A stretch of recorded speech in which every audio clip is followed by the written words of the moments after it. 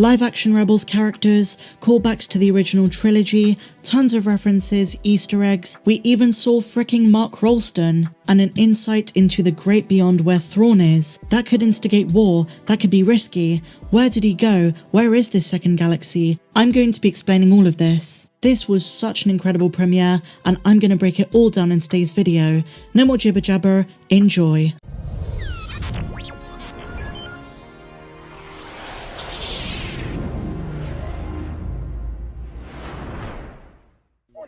So here we are, my dear friends. The first 2 episodes of the highly anticipated Ahsoka series are out, and I'll be blending my review and various thoughts with a substantive breakdown of the episodes themselves. Right off the bat, this show is clearly not just an ode to Star Wars Rebels, but has some impressive connections to all 3 cinematic trilogies, the OT, the prequels, and even the sequel trilogy. I'll be breaking down the references and Easter eggs, and trust me, there are a lot of them. So to begin with, well, the beginning. The return of the concept of an introductory scroll for a Star Wars project was a beautiful addition. The vibrant red text instead of yellow, with a sinister but fantastic score from the Kyners, was an elegant and daring way to begin the show. You're invested immediately, and the dramatic tone is established from the word go. Even in this introduction, even in this text, we have callbacks to A New Hope's classic scroll, not just with the capitalization of certain words like Galactic Empire, but exact terms and phrases such as sinister agents re-emerge, this time referring to Thrawn's underlings, Morgan Elsbeth, the Inquisitor Marok, former Jedi Baylan Skull, and his apprentice Shin, and we have a lot to speak about regarding the latter. The plot is straightforward, but takes you on a suspenseful and uncertain sequence of twists, action scenes, and new information that is building to the main mission of this story. Find Thrawn. Both sides are looking for him for different reasons, both our allies and our enemies, who are the ones working for him. So after The Mandalorian Season 2 Chapter 13 The Jedi, which Dave Filoni directed, where Ahsoka Tano dueled against the now confirmed Nightsister, Morgan Elsbeth on Corvus to find information of Thrawn's whereabouts, Ahsoka imprisoned her. In the opening few scenes of this show, Baylan and Shin help her escape. They know the threat Ahsoka poses to their goals, but Baylan seems to have a different attitude to the Togruta Jedi than his boss who hired him, Morgan Elsbeth. We'll return to this later on in the video. Meanwhile, on the planet of Darkana, Ahsoka has found a Nightsister temple that holds the key to a star map that is going to lead to Thrawn's whereabouts. The expansion of the lore concerning Nightsisters in this series is amazing already. They first appeared in the now expanded universe book, The Courtship of Princess Leia. The Nightsisters, also known as the Witches of Dathomir, were explored further in the Clone Wars series, to a great extent. Very few remained after the Clone Wars. Count Dooku took revenge for their betrayal, sending General Grievous and a droid army to wipe them out. Only few remained, and Morgan Elsbeth is one of them. There is a belief that she is the character Bug from the short story written by Dave Filoni's wife, which explains why she's more human-like. They were a clan, an ancient order of magic-wielding females from Dathomir, a planet bathed in dark energies. Darth Maul was from there. Morgan Elsbeth confirming that she is a Nightsister, and even using this magic with the green energy that fans of the animated shows are familiar with, indicates how dangerous she really is, but it is interesting and curious that she didn't use any sort of magic in her duel against Ahsoka. This temple, plus the revelation that there is a separate clan of Nightsisters from outside the known galaxy, in a different galaxy where Thrawn is exiled on, has blown wide open the possibilities for a new subtype of Nightsister that Filoni wants to explore. Some of the leaks before the show did indicate this, and they called them Lightsisters. The fantastical mysticism explored in this series is right up my alley, and I loved it. Ahsoka gets what she's looking for, the key, and when she leaves, she is met by Elsbeth's HK-87 assassins. Now here comes a very cool callback that I don't know if you caught. One of them exclaims, "The map, give it to us," in a deep voice.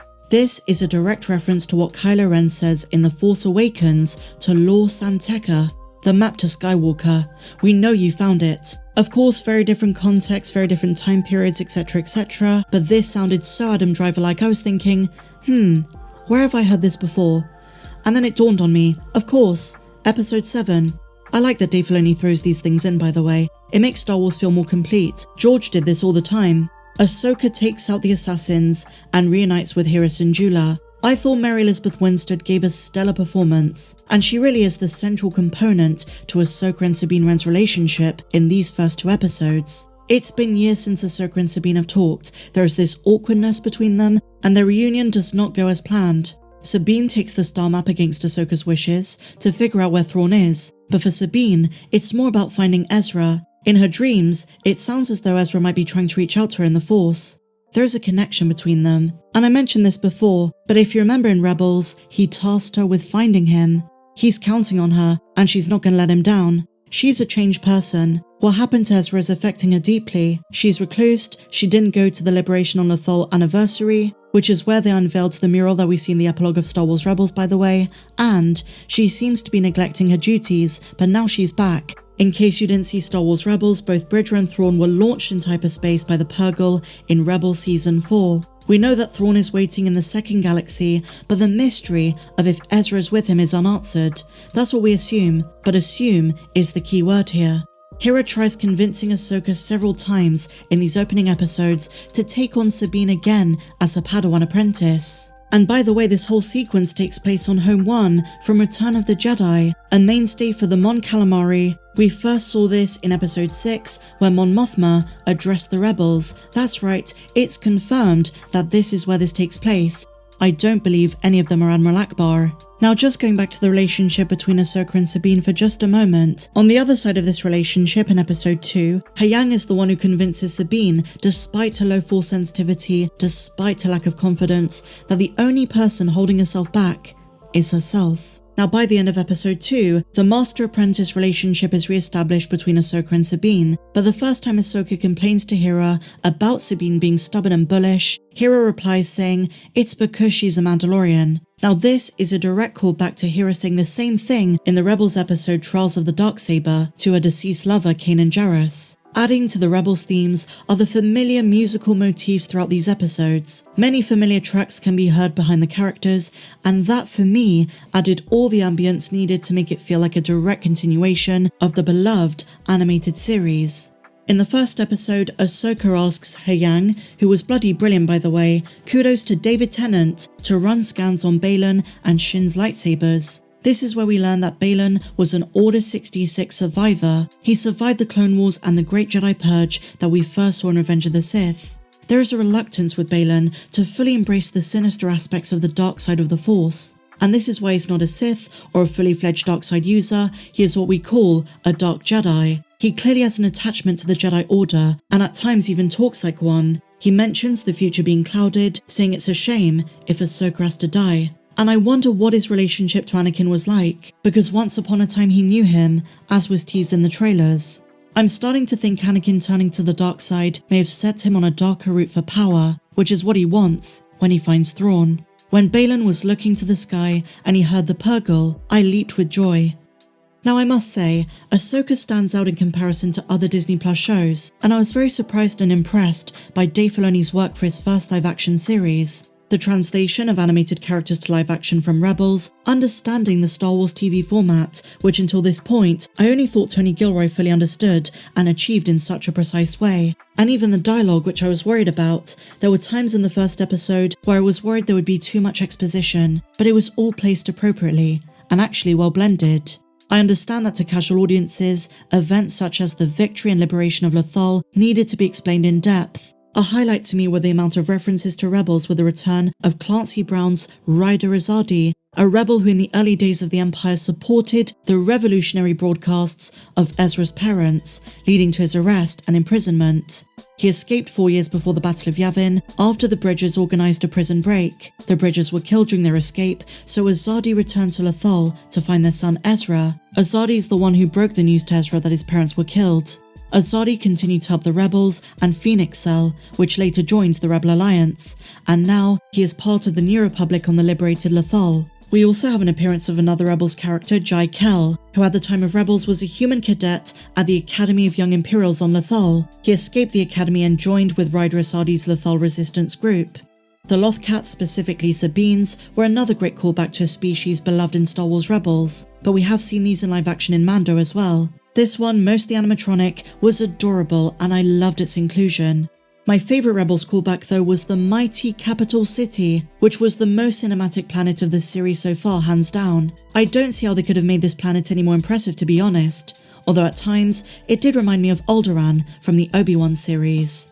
The first episode ended with HK-87s raiding Sabine's place, stealing the map before she was able to decipher where the new galaxy is, where the planet that transports them there is. She faces Shin, and as I predicted in my video a couple of days ago, she gets her ass handed to her, and Shin stabs her clean in the abdomen. This decision is one Disney Star Wars seems to be very fond of. We've seen it time and time again.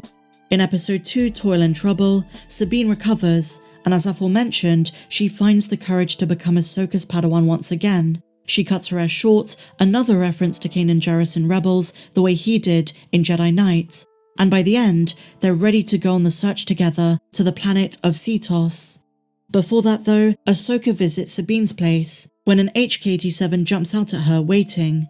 After decapitating it, Ahsoka brings it to Sabine, who runs a few tests and determines its point of origin is Corellia. I theorized this the other day, and I got it right it seems. The planet that has existed in Star Wars Legends for years, but we first saw in 2018's Solo: A Star Wars Story. It looked amazing by the way, the whole shebang. And at this point it's a New Republic shipyard, or so they thought, because those who work there are secretly agents for Morgan Elsbeth, helping her to advance what she's really building, the Eye of Sion. One of them shouts, "For the Empire," which reminded me of the Mandalorian chapter 15. Although Ahsoka herself wouldn't call it loyalty to the Empire, it's greed. Ahsoka fights Marok, who is waiting there, an awesome duel we've seen in all of the trailers. Hera has a scuffle with the transport, which is headed for Cetos, and luckily they were able to put a tracker on it. What they were building on Corellia was the Eye of Sion, a large starship created by Morgan Elsbeth to transport them to Thrawn in this second galaxy. It would take them through what Baylan called the pathway to Purrgil. This term Purrgil is what Baylan was told it was called when he was a Padawan at the Jedi Temple on Coruscant all those years ago, so even the Jedi Order were aware of it, but they thought it was a fairy tale. And could the name of this ship, the Eye of Sion, be a hint as well? Notably, who Sion was, could it tell us about what's on the other side? Now Sion is the Lord of Pain, a Sith Lord from the old Sith Wars. As a Sith Marauder in the Great Sith War, Sion fought for the Sith Empire until the day it was struck down, but rather than die, Sion found that by calling on his pain, anger and hatred, he could rise from certain death and achieve immortality. Is there a dark side connection on the other side? Is that what Thrawn is doing, amassing as much power for himself as possible? Is this the way it connects to the Nightsisters? In the end, Ahsoka and Sabine, in the same way we see in the Star Wars Rebels epilogue, although slightly different because Ahsoka is not Ahsoka the White, head for Cetos. What an intriguing story set up right from the beginning. As a lot of these reviews said, this is the ultimate Star Wars project we've had so far. I've not felt as much of a Star Wars-y show as this. I'm loving it. Rosario Dawson is fantastic in the role, David Tennant as Hyang steals the show, as does Natasha Liu Bordizzo as Sabine, and Mary Elizabeth Winstead as live-action Hera Syndulla. So those are my thoughts on my review, my dear friends. But what did you think? Let me know in the comments down below. As always, I will be releasing more videos in the week, breaking down certain scenes, certain Easter eggs and references, but I hope you enjoyed this one. If you did, please be sure to give me a big fat thumbs up, consider subscribing and hitting the bell, and if you want to support what I do these videos daily, then please consider becoming a patron. The link is down there in the description. But until the next one, my dear friends, may the Force be with you, always.